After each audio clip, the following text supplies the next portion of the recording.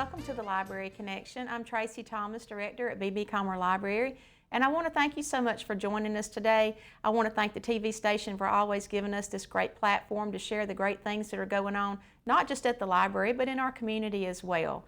So today we have Dr. Ted Spears with us, and Dr. Ted is the chairman of the Magic of Marble Festival, and we call it Sylacauga Marble Festival, but it's the Magic of Marble Festival, and I want to thank you so much for being with us today. It's almost that time. Thank you for asking me. We've got a wonderful 2 weeks planned, so we need all the publicity we can get. Well, I was outside yesterday and I was cutting grass and the dust was flying and the pollen was flying, and I thought it's the most wonderful time of the year because we're fixing to have marble dust flying. Absolutely. And it looked like smoke or something's on fire, but I'm sure it'll be marble dust. It's just beautiful work happening, isn't it? Beautiful work. So Dr. Ted, for those of you that know, the Magic of Marble Festival came about in Sylacauga because of Dr. Ted Spears' efforts to work with the State Council on the Arts to put together this wonderful relationship with Pietrasanta, Italy. They have a marble that rivals ours, and I won't say ours rivals theirs, I'm going to say theirs rivals ours. So you put that together, and this is our 17th year to do this. Yeah, you know, we had a wonderful start. You know, the mayor and his staff, and the mayor of Pietrasanta, brought his entire staff to Sylacauga, and we had a visitation. We visited the quarries. We had a reception, and Mayor Wright and our council signed the Pact of Friendship with Pietrasanta, and so we were off and running. The first year, we sent. They brought a ballet group here. They brought a leading female vocalist, and they brought about 8 or 10 sculptors. They had sculptors here, they had sculptors in Birmingham, Montgomery, and Mobile.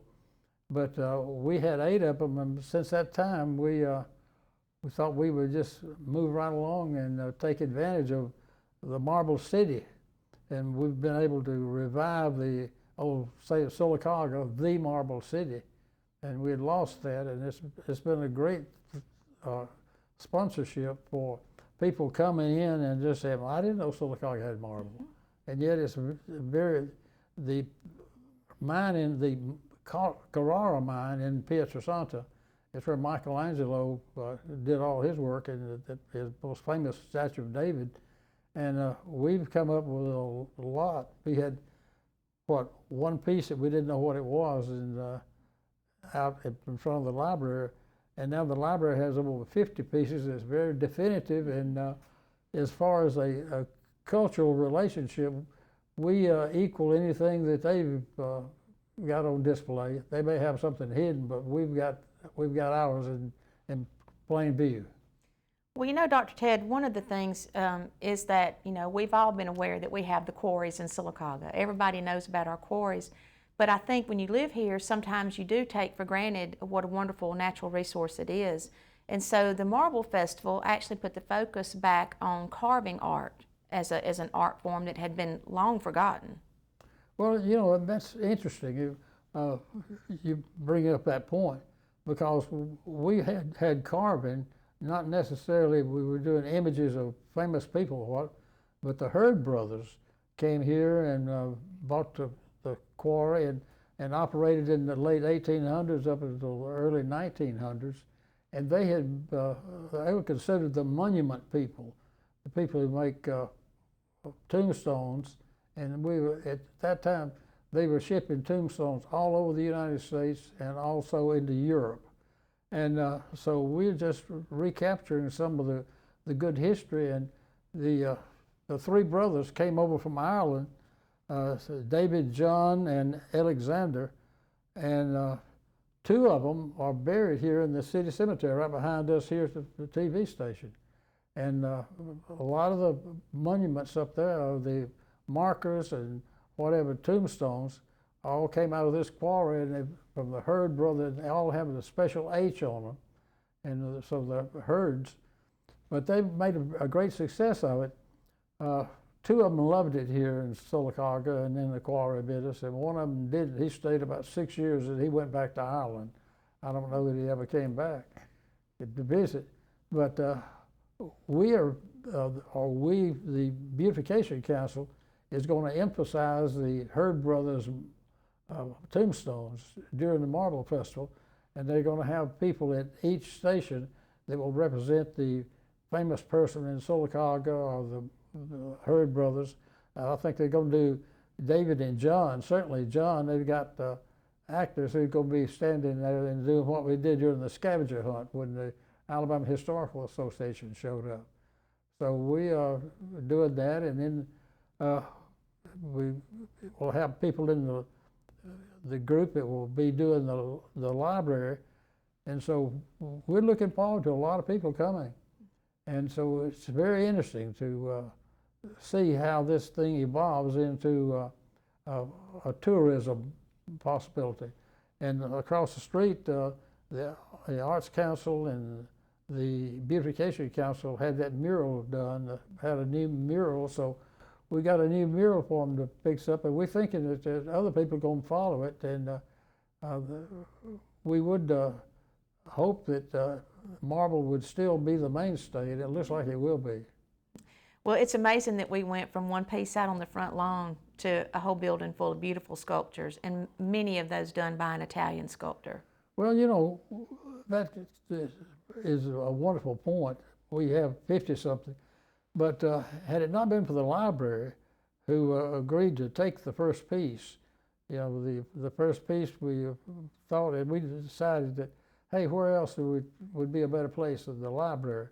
And so the library has been instrumental in seeing that this ideal and a cultural event like the Marble Festival and the sculptors coming is wonderful. It's been enabled us to bring more attention to what was already a good library, but now it's probably better than any library in the state. You know, with the cultural, the historical, the different kind of services that you provide with the brown bag service and the people the tourism that it brings in. So it's just a natural thing, and we're not asking to change the name of it. It'd just be the Comer Library with the historical marble benches all over the place. Well, I will tell you on that note, this past weekend we were very blessed to have the members of the Comer Foundation in town. They had a retreat at the library, so you know the descendants of the Comer family are there, and they were very, very, very pleased that the marble sculpture collection was at the Comer Library. Well, I think when you, in retrospect, it was a good idea to begin with, but now that I'm thinking about it, it's been the best, a wonderful idea to do that, because it gives us a calling card, and our exchange with Pietrasanta is a cultural exchange. And so we do the educational component with a wonderful library with a number of books, the number of events that are related. And so for example, we had the musical group from Auburn to come just a few weeks ago and put on a jazz concert for us. And they got their attention when the pilgrimage came here last year, and they missed it, and they didn't know we had all this. So now we are on the docket to bring talent. We're already using the history department there for our brown bag, but now we have a musical venue that was just totally unexpected, but absolutely wonderful.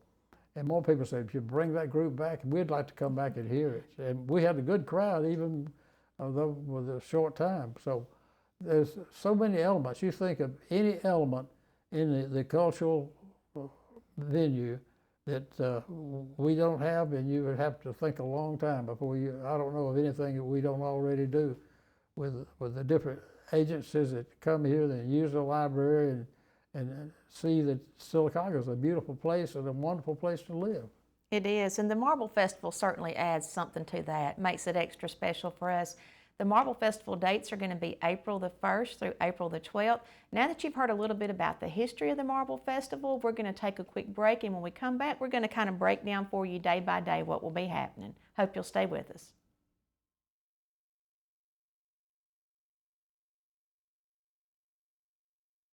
Service represents a family's final farewell to their loved ones. Knowing this, we go beyond what is expected to ensure the ceremony is beautiful and memorable, a truly fitting tribute to that special life. We invite you to visit us to meet our staff and tour our renovated facility complete with a new dining area and catering services. We've been serving the people of this area for over 40 years, and we think that you'll be pleased to find that making lasting impressions remains our first priority. Curtis & Son Funeral Home, Sylacauga, Childersburg.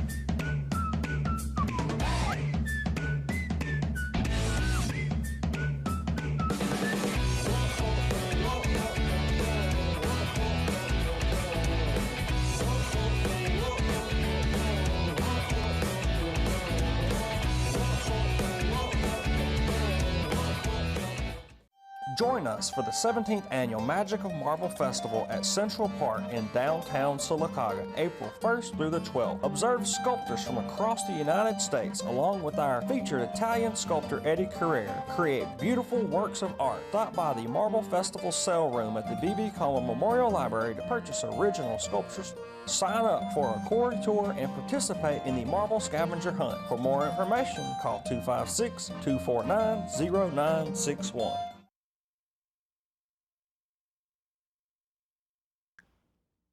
Welcome back to the Library Connection. I'm Tracy Thomas, Director at the B.B. Comer Library, and today we're talking with Dr. Ted Spears. And Dr. Ted, you are the chairman of the Sylacauga Magic of Marble Festival, and we've talked about the history of the festival and how it came to be here in Sylacauga. We've talked about the sculptures that you can see at the Comer Library, and the dates of the festival are April the 1st through April the 12th. Now, Dr. Ted, we have several different facets here, and I want to make sure we explain it where everybody understands how this works. But we will have scheduled events at the library nearly every day. And every day during the festival, people can go across the street from Bluebell into Central Park and they can see sculpting happening. But we also have something else in addition to that that's always a really high point of the festival for a lot of people. And it brings a lot of people to town, and that is the quarry tours. So the quarry tours are where you can actually get on transportation and ride through the quarry and see the quarry, which I'm going to let you tell us about in just a minute. But the thing that I want to emphasize is you have to have a reservation because there's limited seating. So you call the library and you register. So tell us what they do on that tour. Well, on the first tour, we added tours this year to the quarry, and so April the 1st, April the 2nd, April the 3rd, we have tours to Emery's. And Emery's is the outfit who gave us the observation point and developed that for us so that people could come and look at the quarry and see the sights and look at the land. And they will have people on site there, from employees from Emery's, that will tell them about the Emery's Corporation. And Emery's is one of the largest quarry operators in the world, and this quarry here in Sylacauga is the largest in the Emery's family. So we have that distinction. And so we'll answer any questions and talk about job opportunities that they have presently, and the tax base that it supports, and the important financial ventures that they have that help Sylacauga. And so when they get through with that, we'll put them back on the bus.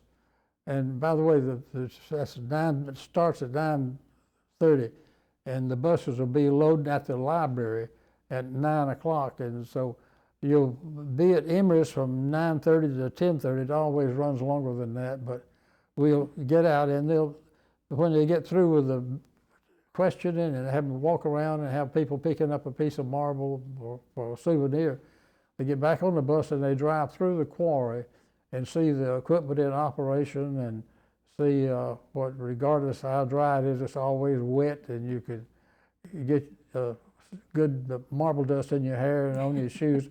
But because of safety features with that heavy equipment, they will not be allowed to get out and walk around at that particular quarry. And so that will be on the first, second, and third. It'll be the same thing every day. And we probably the last count I had, the tours are already full, and that speaks well for them, because I can remember a time when we were trying to do the tours in a haphazard manner until the library took it over and assigned the Dewey Decimal to the quarry tour. We didn't have as much success as we're having now. Thank you. And then the second week, on April the 8th, 9th, and 10th, we'll be visiting Omnia, and that will be a visit into the office complex and into the production thing, and it'll show you what automation does and what robotic does and what's the importance of computers in the marble industry. And they'll give an education, and Emery's is a international operation also. And then that will wind us up as far as the quarry tours. And one of the things I would like to remind the people is that the Comer Museum is handling the scavenger hunt now, and they've been in operation since the 17th with applications and what have you, and that will wind up on the Saturday the 12th, and awarding the winners in the awards program that we have for who was able to identify enough marble in the homes in the city and on the streets and just wherever we find marble. So that is a wonderful opportunity for people to do something. And then I know you'll probably say this again, but everybody be mad. In the event that we are not doing enough for them, the people can go across the street and get Bluebell. It takes $1 and you get the biggest buy for $1 you get anywhere in Sylacauga. And it's delicious. And absolutely, the only thing that can compete with them sculptors across the street is the people dipping ice cream over at Bluebell. We have some great things planned during these 2 weeks, and we're going to tell you some more about the days at the library and the programs that we'll be having. We hope you'll stay with us.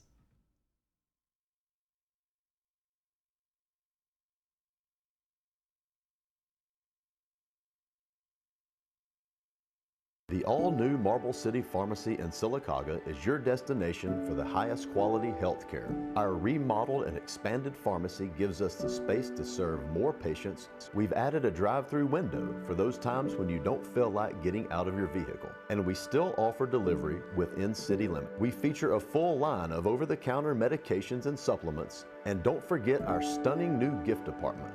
New building, same great people. Marble City Pharmacy, here for life.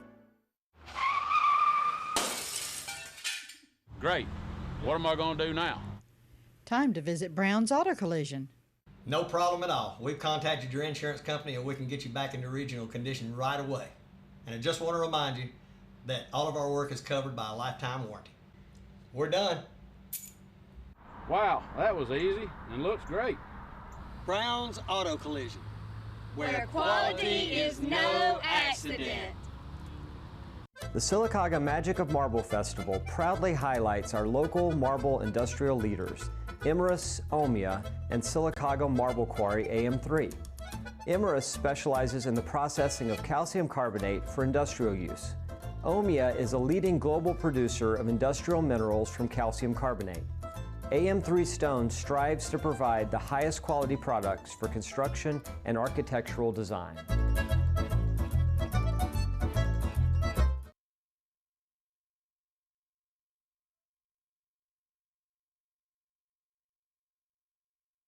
Welcome back to the Library Connection. I'm Tracy Thomas, and today we're talking with Dr. Ted Spears. He is the chairman of the Sylacauga Magic of Marble Festival. And Dr. Ted, we've been talking about some of the different things that happened during the festival and the history of the festival.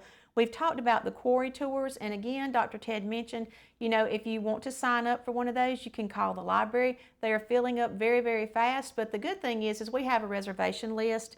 So that, you know, if somebody happens to cancel or whatever, we can put you on the overflow list and we'll give you a call. So give the library a call, 256-249-0961, if you want to try to get on one of the quarry tours. Now, in addition to that, we have a schedule of events of things that will take place at the library, and of course the sculptors will be over at the sculpting site. You've mentioned Bluebell, that is a huge draw for people too, because most of the groups that come through the library, we do a screening of the Magic of Marble film, the Discovering Alabama film. We talk to them about the marble sculptures, and then most of the time they will walk through the marble cell room, which I'll mention again in a minute. They want to get on their bus and go over to the sculpting site. They usually eat lunch while they're in town, do a little bit of shopping while they're downtown, and then they usually finish up with a scoop of ice cream at Bluebell's. So we do think that it is a great economic driver, that it brings groups to town, and they see all facets of our community while they're here. I think that's going to be a wonderful addition, the way we handle it, because on the weekend, on the Sunday weekend that we have, the one Sunday, Bluebell will be open, and I'm saying people go to church first and then come to the Marble Festival second, and then go to Bluebell. Then go to Bluebell. It's one of the exciting things. And another thing that we will have going through that, the Beautification Council will have people in the city cemetery behind the TV station here, and they'll be doing, they'll have on period dress, what was the way people dressed, the way the funerals were conducted, and the importance of tombstones, and they'll have live actors who will be depicting the life of, say, David and John and Alexander from the quarry, and the people who owned it. So the Hurd brothers will be a part of this, and that add to the history of it. And then the other things will just be, well, what we have. And I know that if you will cover those, we have a number of things that's going on at the library, and we certainly want them to tour the library and do that sort of thing. So let me punt to you, and you give us a rundown on the wonderful things that's going to happen there. Well, after the 1st, the sculptors will arrive on the 1st, and so after the 1st, if you wait a couple of days and then go walk around the sculpting site, you can actually see the sculptures start to take place. So we encourage our groups to come a day or two into the festival so they can actually see the work that's starting to shape up and take place. We also do a symposium that is for the sculptors only, and that is where we have the master Italian sculptor address them at the library and the auditorium. And a lot of times they do need an interpreter with them, and so it takes a little bit longer sometimes to do that program, so we just opened that one to the sculptors. But we also have an American sculptor lecture, which is on April the 8th, and Pamela Payne will be the sculptor that'll be featured then. And we do have groups and things that come in, and they're a part of that lecture on the 8th. We also have something new this year that we're excited about, and that is the Voices from the Gants Quarry. And do you want to talk about that one? Yeah, we have an opportunity to talk with someone who was, well, 2 or 3 someones who were raised at Grants Quarry and went to school there, went to church there, and the folks worked there. And it's only 3 we could find, and one of them is a former school teacher who taught at Grants Quarry, and also she's still alive and kicking, and organist at her church in Anniston. And so, you know, that's pretty good. You have a 92-year-old woman that is clear-headed and very active in the community. And so she will be there. We'll have Shirley Williams there, and then we'll have the Gaines woman from the same place. And all of them will be talking about their experiences in a conversational manner, and you can, we're going to be set up in the auditorium, and they'll be talking about the daily life, the church life, the school life, the baseball team, all this in the company store, the post office, and for the post office they can see down at the back of the library, and the back of the museum, which is the old library.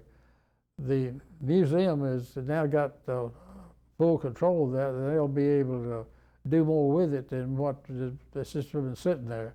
But now